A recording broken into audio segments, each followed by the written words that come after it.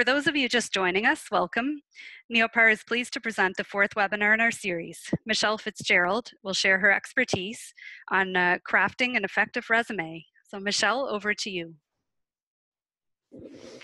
Thanks, Laura. Good afternoon, everybody, and thanks for joining us this afternoon. We're going to spend some time, the next hour, equipping you with everything you need to know to develop an effective resume. So a bit of context, Laura mentioned that I work with Knightsbridge, Robertson, Surrett. We have a few different business streams. One is career management, where we support people in the workplace to find roles and jobs or transition from one company to the next. And a huge part of our business is executive recruitment and search.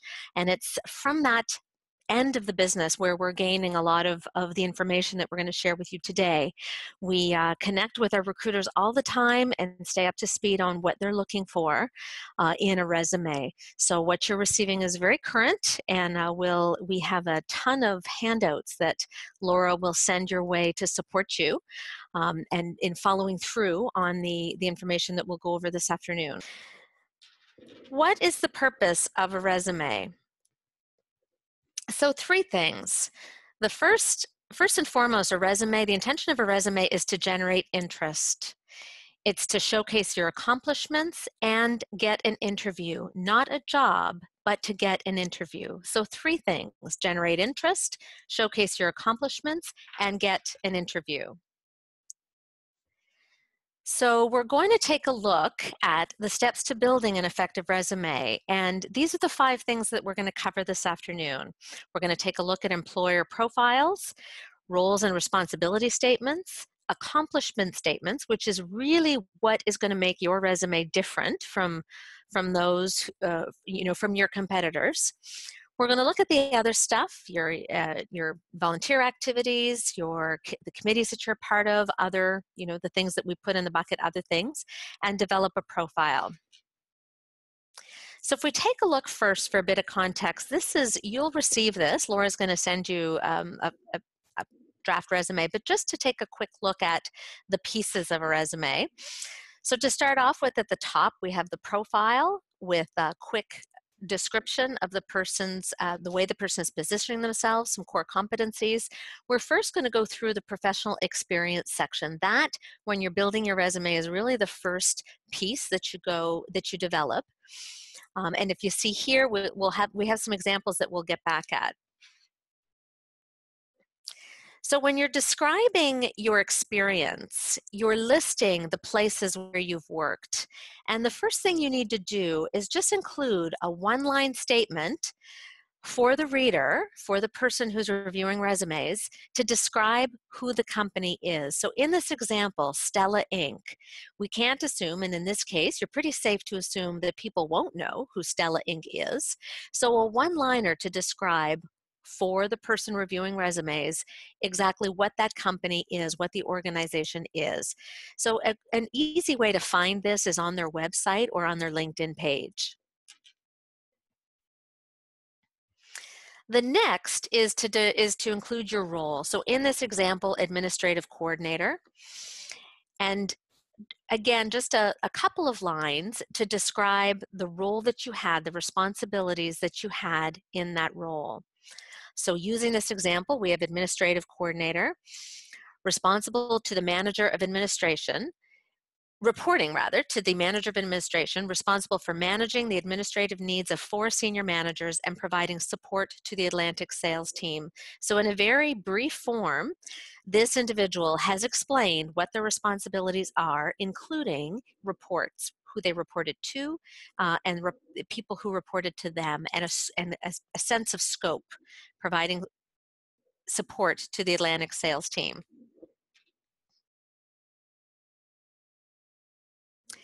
So the piece that is really important in a resume is to include your accomplishments or your achievements, however you want to position it. And while other people applying for the job are going to include primarily what they're responsible for, you're going to be saying, this is what I did while I was in that role, and this is what I bring to the table. So this is what makes me different. So when you're thinking of accomplishments, when you're thinking of achievements, however you want to term it, think of instances where you may have led a team, or in your role, you may have saved time and money. You may have helped build or create something. Or can you think of a time when you solved a problem? And when you led an initiative that had impact? Any awards or other accommodations that you received? So think of the things that you've achieved, that you've accomplished, that speak to anybody can say, this is what I did in this role, this is what I was responsible for. But what's going to make you different is to include a few bullets that speak to what you're most proud of that you accomplished in that role. When you think back to your time in that role, here's how I really made a difference. Here's the impact that I had.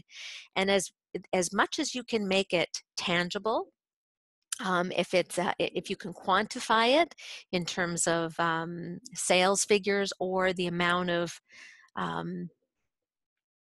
uh, the amount of, like, the difference that you've made from a brand perspective, all the better. So if we take a look at some examples, the first is successfully planned and coordinated all aspects of a major trade show, resulting in increased brand awareness. So you're including an action verb. It's easy to understand. You're ending the sentence with a result or an outcome. So what did you do? What was the culmination of that achievement? In this case, it resulted in increased brand awareness. If you can quantify it, all the better. If there was research done, market research, and you can show that you increased brand awareness or increased attendance at an event by, X amount, all the better. But that's not always possible, and it's not necessary. Another example is championed the transition from paper-based onboarding system to 100% digital in 12 months. So this is an example where this person was able to quantify that they took a paper-based system. So this is somebody in a coordinator role. They took an on-base application system and were able to put it on in a digital form 100% within a certain time frame, within 12 months. Another example, this is from an engineering technician, designed a custom civil 3D GIS mapping template to efficiently extract data. So again, important to remember here is you begin with an action verb. It's easy to understand. You have to keep in mind that while you're very intimate and closely involved in what you did, you have to remember that the person reading may not be nearly as informed as you are. It's likely, as a first step, going to be an HR person who is a generalist. They'll be familiar with the field, they'll be familiar with the industry, but they're still a generalist. So to make it easy enough to understand is really important. And to end with the outcome. What was the result? What was the outcome of your accomplishment? In these three examples, you'll see very different examples, but very clear ways of conveying results or outcomes. Increased brand awareness, moving a system to 100% digital in 12 months, or creating a system that efficiently extracts data. Any questions before we move forward? So if we take a look, this is a picture of what we just talked about. So we talked about naming the organization, the company where you worked, and of course you include the time frame on the side. I have somewhere in Canada because this is somebody's resume, but I just went through and made it anonymous. So in this case, you would include Nova Scotia, Canada, Halifax, wherever the organization is. The one-liner that in this case is in italics and under the Canadian Diabetes Association, a nonprofit health charity providing diabetes research, education, service, and advocacy. Just a one-liner to describe the organization. They're not always organizations that we're familiar with. And again, you can find this quite easily on their website or on a LinkedIn site. The title is very clear. The responsibility, in this case, the responsibility statement is more than a statement. It's pretty long, and keep in mind a rule of thumb is inverted triangle. You want to say the most about your most recent position, and you're going to say less and less as you move on in roles that you had, you know, a longer time ago. So in this case, this person is saying the most about their role at the Diabetes Association. They're saying quite a bit about their responsibilities. It was a generalist role, so there was a fair amount to cover. The more specific you are, the less you need to include. The accomplishments, as we talked about, they have a clear action verb, and they're very clear on what they accomplished. There are 3 of them. In the following role, there are 2 of them. And moving down the line, his next example has 2 accomplishments, and the last one is just a listing of the role. So you inverted triangle, you want to say the most about your most recent positions, and then start to say less and less as you move down the line. Take a look at Royal Bank, and you'll notice that in instances where you've held different roles in the same organization, this is a good example of how you convey that on a resume. You include the organization once with the total time where you spent in the organization. So in this case, 12 years. But within that 12-year period, she held different roles. So online banking technician, using the same format we talked about, and then business banking customer support. Similarly, if you flip the page, you'll see the key accomplishments for that section. That particular section, although we went through it quickly, is really the heart of a resume, and it's probably something that's going to take quite a bit of time for you to do. There's a question. Oh, okay, Sarah, I'm just noticing your question, and I need to just move it over so I can fully see it. Do you still use an inverted triangle format? Would you still use an inverted triangle format for professional experience when older positions are more relevant? Oh, that's a great question. Yes, if a former position is more relevant, then you want to make sure that you're pulling out what's most applicable for the role that you're applying for. So I'm glad you pointed that out. Use your judgment. Typically, you want to use that inverted triangle rule of thumb, but if you had a role in the past that is in some ways more relevant, then you're going to want to flip that, and you're going to want to give it the right amount of real estate, so to speak. What you need to be careful of is sometimes people have a hard time. You want them to read what you include in your resume. If you start writing a short novel, you're going to lose them. So you want to be less is more, and you really want to try to be focused and targeted so that they'll read through it. Because if you include too much about every job, then you'll start to lose them, and then they're not focusing on where you want them to focus. When you're writing your resume as well, you're probably going to have your main resume, like a primary resume. But when you're applying for a job, you're always going to want to review your resume, and you're going to want to look at the language that they're using in the job description or in the conversation that you have with the person, and really draw out what they're looking for. So you'll still need to adjust the language that you use and the things that you focus on, but you'll find that you have a basic resume, but you're always going to want to take a close look at the role description and make sure that you're conveying in your key accomplishments, for example, things that are going to resonate and be meaningful for the role that you're applying for. So you're never going to have one resume that you just send to everyone. You'll have a primary resume that you're always going to want to review and adapt and tailor to the job that you're applying for. Okay, Kelly?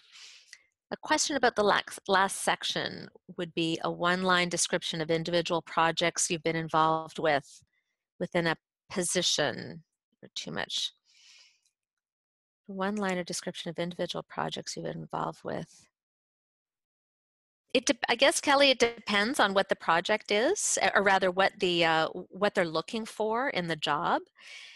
If that project is something you want to showcase, then you're gonna want to either include it in your accomplishments or somehow list it as part of your area of responsibility.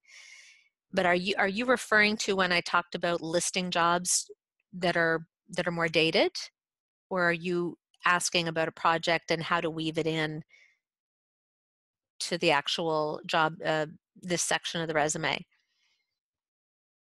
within a position? I would, if from the way you're asking the question, my sense is that you're going to want to showcase that within your accomplishments. And be specific about, always think of what they're looking for and make sure that you're drawing out as much as possible what you've done that relates to what they're looking for. Great, thanks for the question, Kelly. Okay, so then we have the other stuff.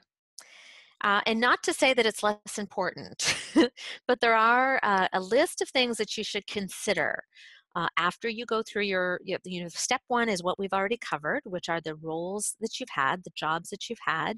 Then you want to give thought to memberships that you have that are relevant, awards, dean's list, any specific education training certifications, languages that you feel would be helpful to highlight, professional development, speaking engagements, and volunteer experience. So all of this sort of bucket that we have under other stuff is really important to include. Just a comment about volunteer experience, and depending on how much work experience you have, if you don't have a lot, and I'm not as familiar with the audience, but if you don't have a lot of work experience, if you've been a student for a long time, yet you have a volunteer experience, or if you've been a teaching assistant, or those sorts of roles can certainly be included under career progression or the experience section. If you have enough work experience to separate them, then it would make sense to separate them. But sometimes at the start of your career, there's some great experience to capture under volunteer community involvement that can be included in the career section. So if we take a look at what that looks like using our friend Rachel's resume, in her case, she has additional experience. So this is a list at this point of work experience. So this carries over on the previous page that we looked at. And at this point, she's just listing it. She feels that, no, there's nothing that I did in this job that I really need to shine a light on. What I included on the previous page really captures what I want them to see. Education and professional development. This is, she lists the relevant education that she has that she feels would be useful, awards and achievements. Community engagement lists a role that she has within an organization in New Brunswick.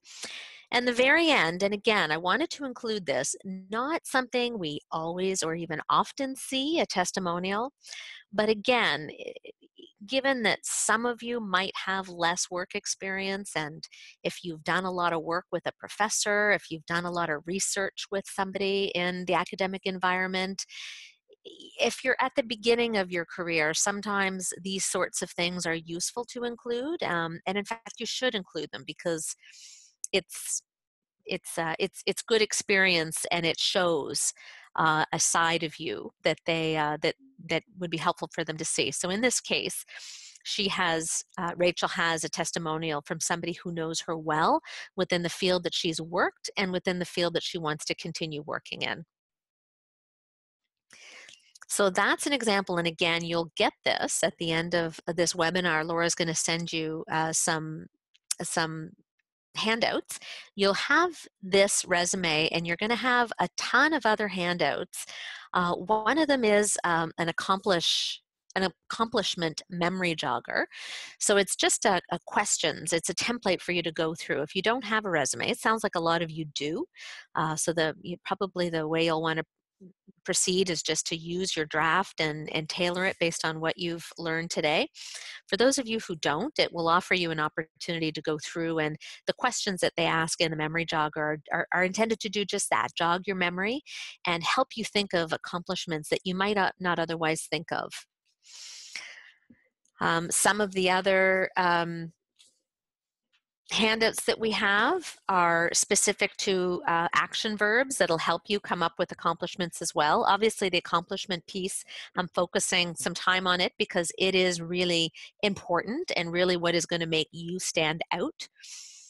We also have a resume evaluation form that is just a quick check, a yes and no a checklist for you to go through once you've done your resume, just to see what, questions about your resume to make sure that you've thought out everything that you should to make it as good as possible. And the last thing is the top 19 recruiter pet peeves about resumes. So you can just go through and make sure that you're not going to peeve off any recruiters. Okay, we'll keep going if nobody has any additional questions. So your profile. So we dove into the base, the heart of the resume, and looked at career experience or relevant experience. The first thing that you see on a resume is a profile. It identifies who you are in a nutshell. What is it? What type of person do you want to step into in your career? What are the experiences, the strengths, the skills, the abilities that you have? Focused on the current job market, and it's really a summary of everything you have on the resume. So how would you, if somebody asked you in an elevator, the type of what do you do, it's the way you would describe yourself in terms of what you have to offer, what makes you different, how you want to contribute in the role that you're applying for. So an example is of a fundraising professional. So just take a quick read. And that is how this person has chosen to describe herself in a broad way at the very beginning of her resume. Another example, a different one. And if we take a look at where it fits on Rachel's resume, so you first include your name, where you live. We don't put full addresses anymore on resumes. Just a phone number, an email address, and a LinkedIn address. How many of you are on LinkedIn? Awesome, more than I thought. LinkedIn, for when you're looking for jobs, LinkedIn has the most value to offer for the least amount of effort.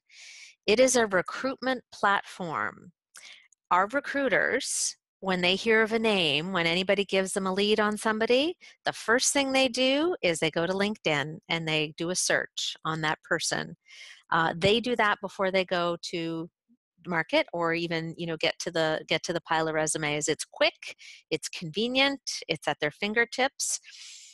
There's a whole session that we do on LinkedIn. It's a very, very valuable tool.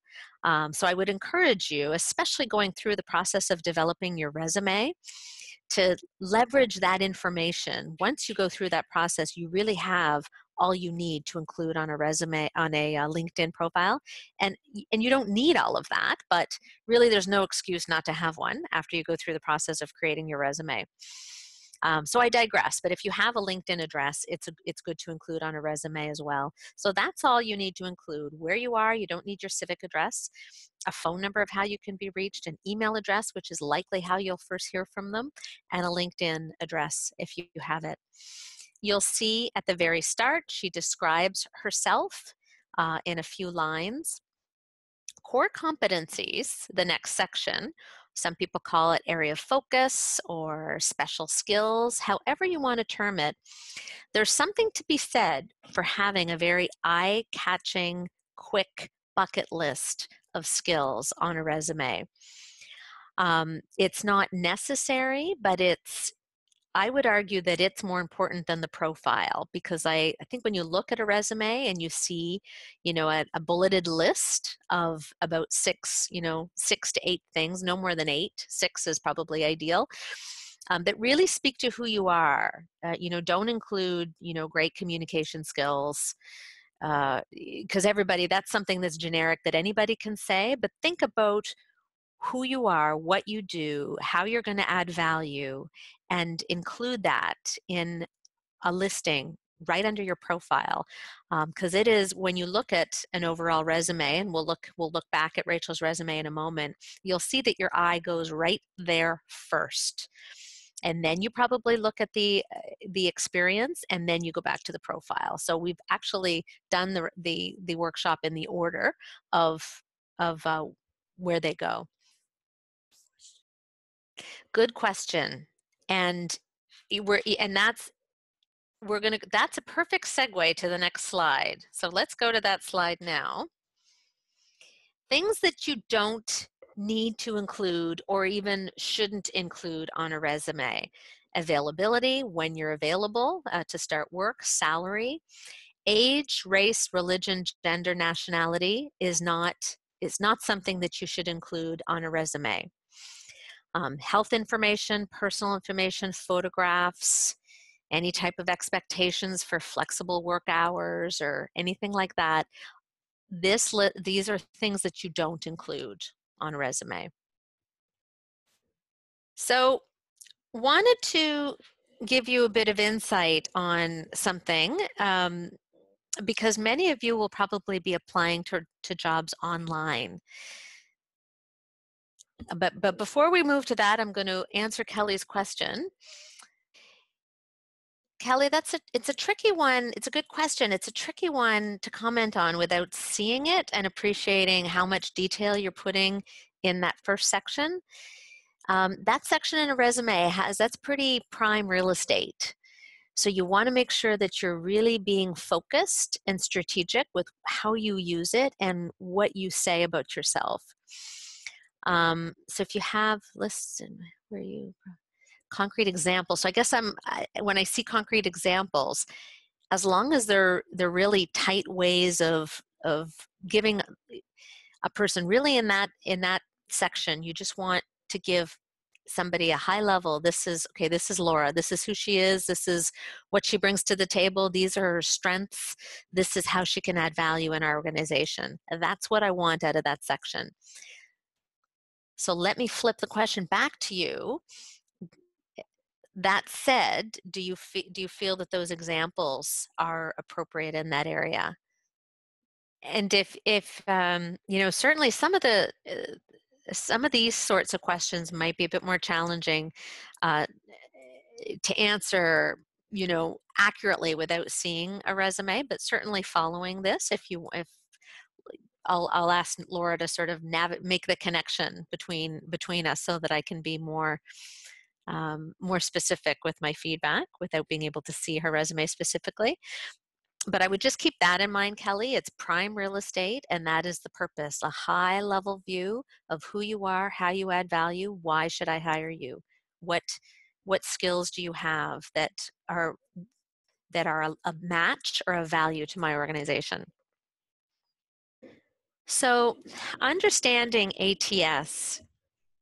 ATS stands for an applicant tracking system.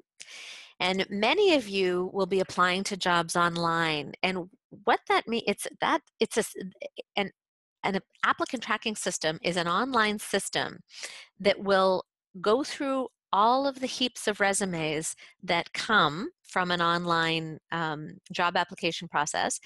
And it will go through and it will sift through the ones that are most in line with the job ad based on a set of keywords.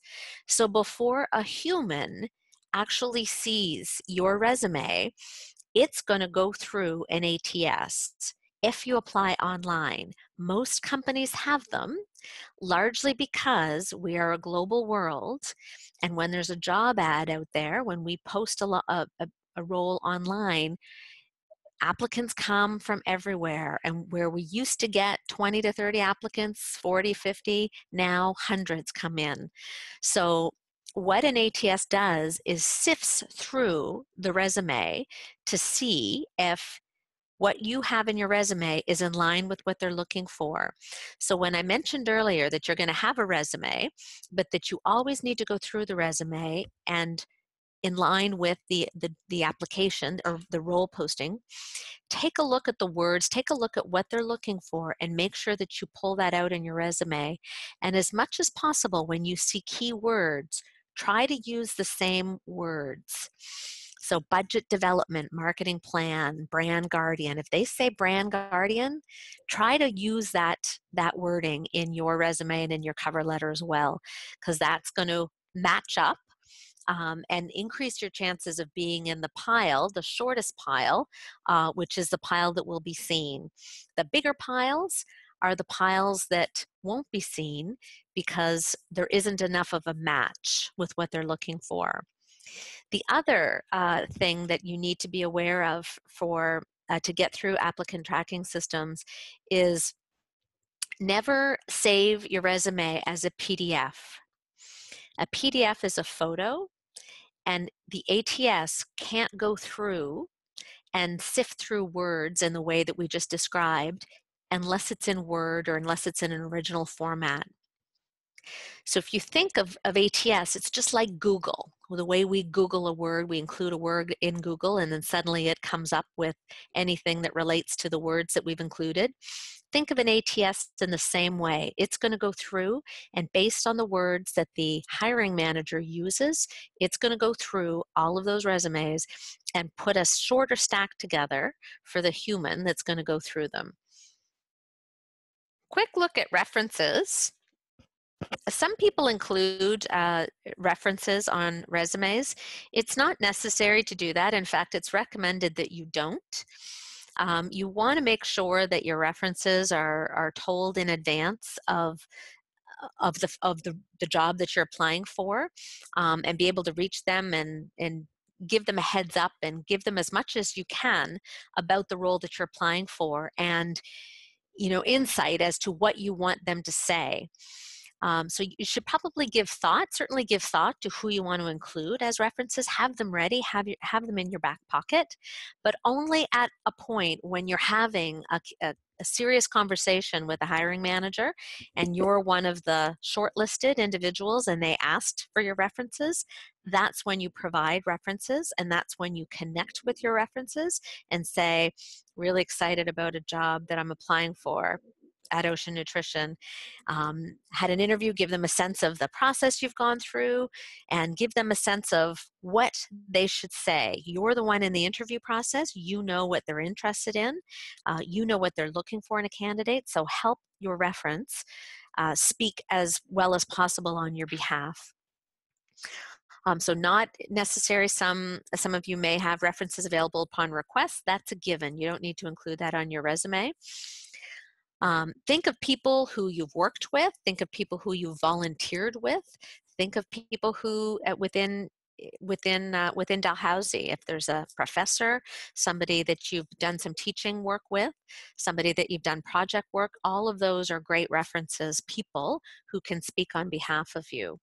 And include, when you're including a list of references, include the relationship that you have with them. So worked, they were my manager at such and such, or my chemistry professor for 3 years where I did, just a line to include the relationship so that the interviewer has a frame of reference. Any questions? Typically, a reference letter is used when the reference is hard to reach. If they've moved, if they're on a sabbatical, they're living abroad. Typically, it's used when the person who you want to use as a reference isn't going to be readily available. Unless that's the case, I would just include references with contact information. Thanks for the question. So cover letters.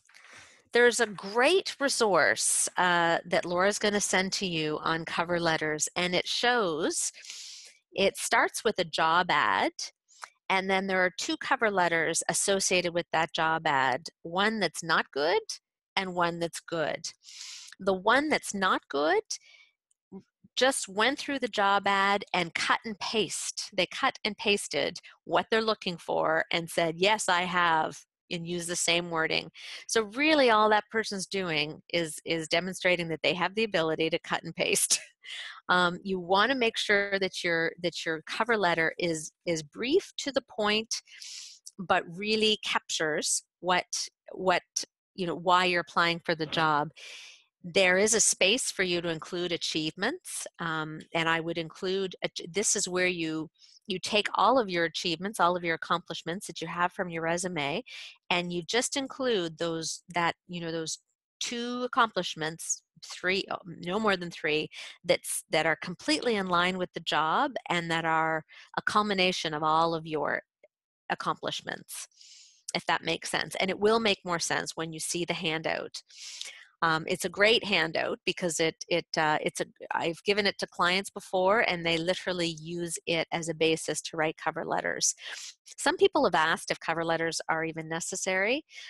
Sometimes they're specifically asked for, especially on online applications. They'll either say, send us your resume, or they'll say, send us a cover letter and a resume.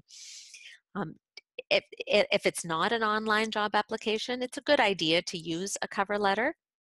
Once you have, similar to your resume, once you have a template of a cover letter, you can easily adapt it for different jobs. So your cover letter should be tailored to what the reader's looking for, linking the experience to the requirements, and you should edit and proofread carefully. If you'll see the last line, there's some typos in there put in intentionally. And it's the opportunity where you can say something personally that you can't put in your resume. So if there's a way of, I'm so excited to see this opportunity. I've been studying in this field for a long time, and I've been looking forward to an opportunity to work on X, Y, and Z. It's the area of within the application where you can really add a bit more of a personal slant as to why you're keen, why you're excited, why you're interested in the role, and add a bit of context. So we have 10 minutes left. So one of 2 things. We could, if people have questions, now would be the time, now that you've seen everything, we've gone through everything. I would typically, people ask for 3 references. 3 tends to be the magic number. I have a question about LinkedIn. Have you found it to be relevant for a wide range of fields, careers? LinkedIn, Kelly, again, I do a whole workshop on LinkedIn. It's when you're preparing for an interview, when you're considering whether the job that you see online is something that you even feel you want to pursue. My first step would be to go on LinkedIn, to go on their website, look at their website, but then to go on LinkedIn and to see what type of profile they have on LinkedIn. The value that you get from LinkedIn is if you do have connections on LinkedIn, if you've built up connections similar to Facebook, you'll start to see people who have connections to the organization that you're doing some research on. So that's when you can start to ask questions, connect with people, say, I had no idea you worked here, or somebody who works here, and I'm interested in this role and love to hear more about the organization. And then that person might have some thoughts to share. And then really what you want to do is make sure that when you are applying, when you're putting your resume, your cover letter, and getting ready for an interview, that you are as ready and as informed as possible. And the types of conversations that you can have beyond what's online and that everybody can see, similar to accomplishments, it's what's going to set you apart. It's what's going to make you different, because you did that extra piece of research. LinkedIn has a ton of information. There's also a setting that you can put on to let the recruiters know that you're looking for a job. So it alerts them differently. When you're a recruiter, you have a different view. It alerts them that you are actively looking for a job.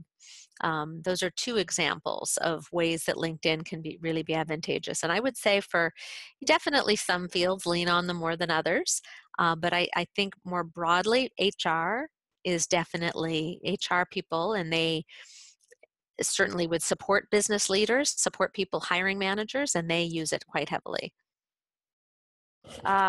Okay, good question. So that's a judgment call. It depends on the experience that you have. It depends on how many years you've been in the workforce and how much relevant information that you have. Typically 2 pages, no more than 3 is the rule of thumb. And that's why the more senior you are, the more years of experience you have, the inverted triangle becomes that much more important. Towards the end, you would just have lines of experience. But if you're starting out in your career and you don't have as many jobs to include, then you wouldn't have any line items. You would, you know, speak about them appropriately. So I would say, Liang, I would say 2 pages, no more than 3, and it's a judgment call in terms of how much. You just want to make sure that you're only including relevant information.